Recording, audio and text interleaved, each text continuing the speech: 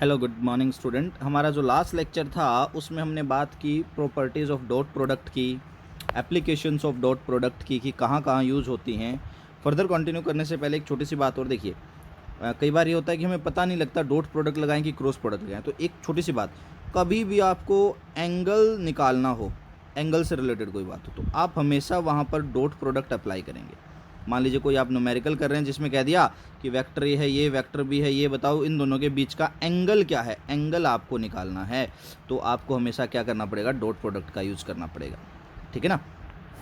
आज हम बात करेंगे हमारे नेक्स्ट टॉपिक की, and that is our cross product. तो जैसा कि आपको पता है, क्रॉस प्रोडक्ट को हम लोग वेक्टर प्रोडक्ट के नाम से भी जानते हैं।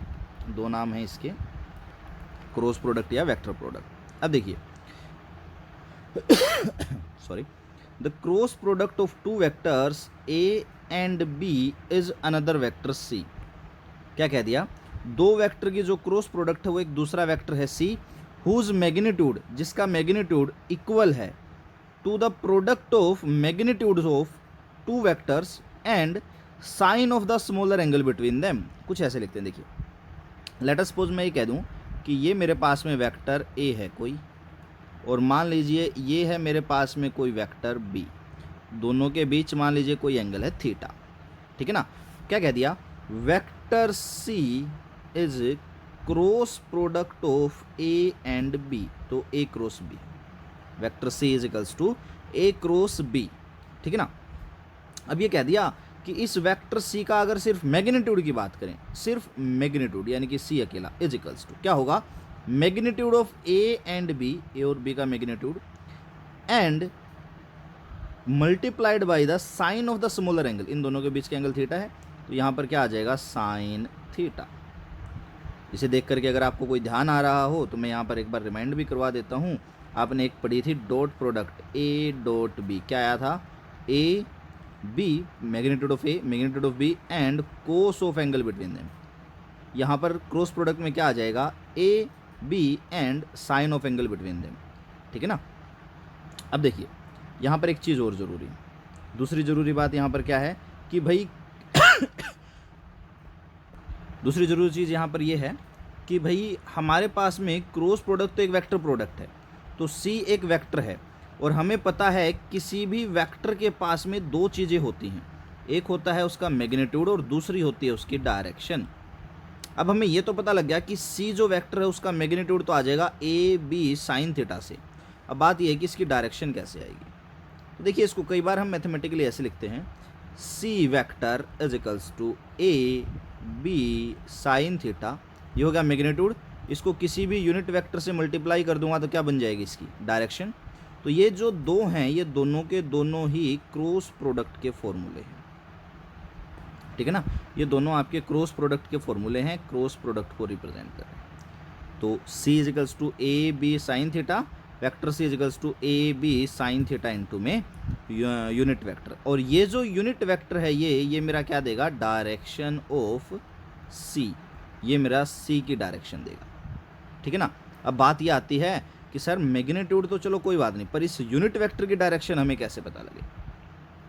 अगली प्रॉब्लम तो यही है कि how can we find out the direction of this unit vector, कि इस यूनिट वेक्टर की खुद की डायरेक्शन क्या है, हमें इसके बारे में आइडिया लेना है। ठीक है ना।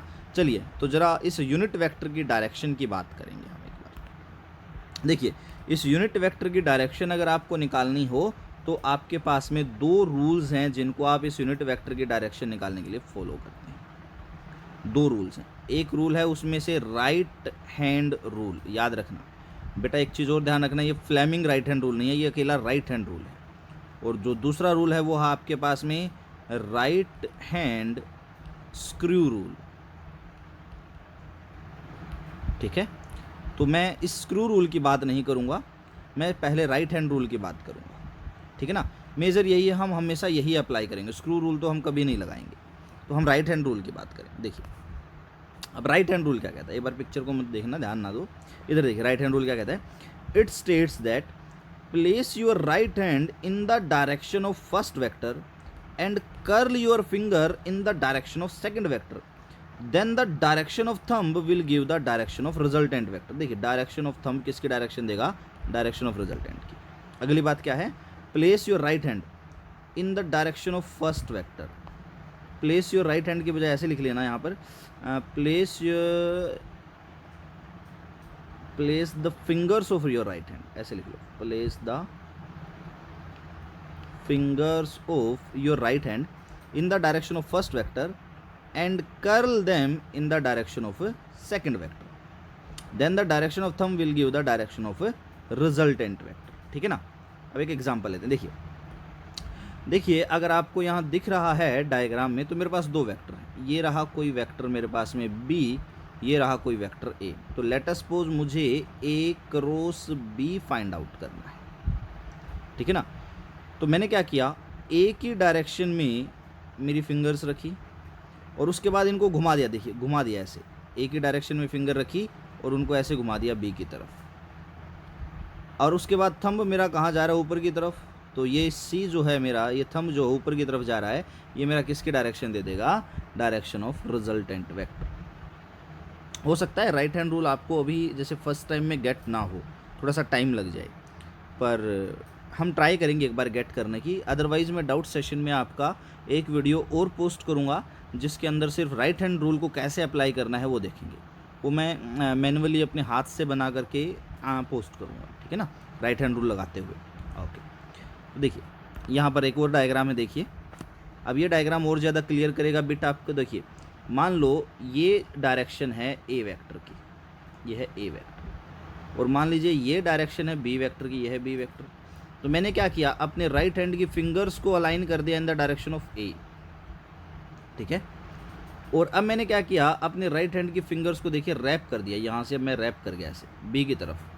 अब देखो मेरा थंब कहाँ जा रहा है, ऊपर की तरफ, ये ऊपर गया।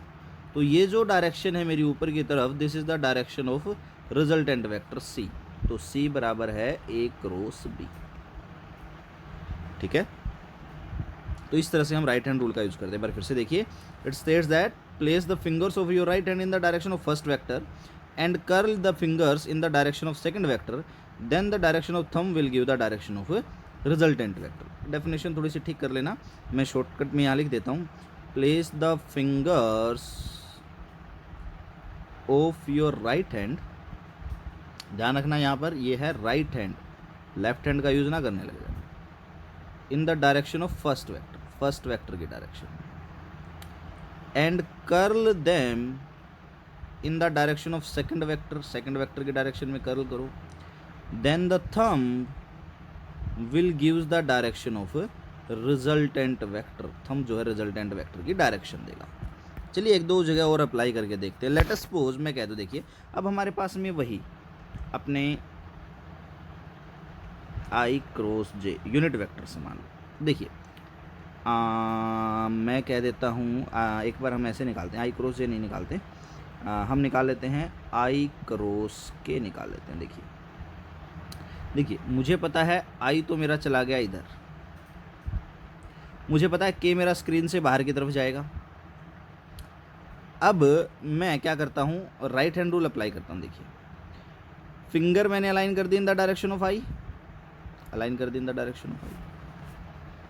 अब मैं इन फिंगर्स को कर्ल करूँगा बाहर की तरफ, फिंगर्स को घुमा दिया, आप अपने स्क्रीन के ऊपर रख लेना, मोबाइल फ़ोन की स्क्रीन को ऐसे कर लो, फिंगर्स अलाइन कर दो इन द डायरेक्शन ऑफ आई, उन्हें कर्ल करो बाहर की तरफ, क्योंकि जेड एक्सिस बाहर की तरफ है। तो जब आप उन्हें बाहर की तरफ कर्ल करेंगे तो जो थंब है आपका वो नीचे की तरफ जाएगा, ठीक है ना। तो थंब नीचे की तरफ गया, नीचे की तरफ कौन सा वेक्टर होता है, माइनस जे। तो this will gives the direction of resultant vector, negative of j. नहीं क्लियर होगा राइट हैंड रूल तो कोई प्रॉब्लम नहीं है, मैं डाउट सेशन में बेटा एक वीडियो और पोस्ट करूंगा राइट हैंड रूल से रिलेटेड। तब तक के लिए thank you, have a great day ahead.